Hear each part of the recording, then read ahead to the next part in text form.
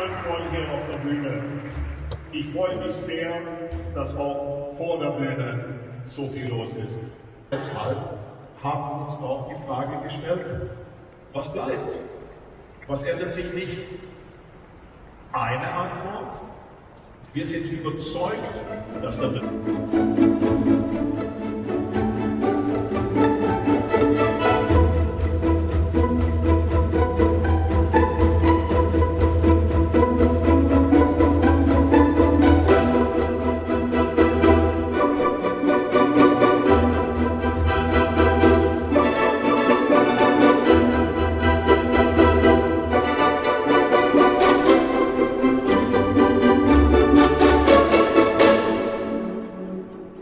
Varianten an.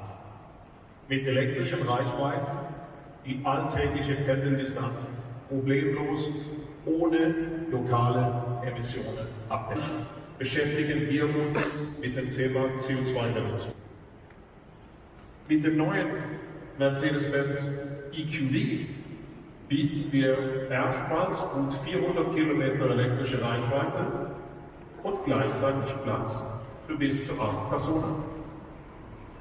Wer es eine oder zwei Nummern kleiner mag, bekommt A-Klasse, A-Klasse Limousine und B-Klasse auch als Plug-in-Hybrid mit einer Elektroreichweite von rund 70 Kilometern. Weitere Kompaktmodelle werden folgen, denn Smart EQ-Modelle seit 2007 bietet Smart in jeder Generation eine vollelektrische Variante.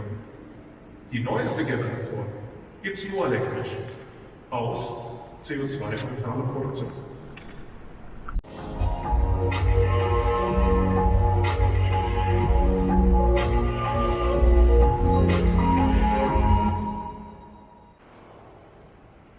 Über mehr Sicherheit im Straßenverkehr hinaus hat Safety First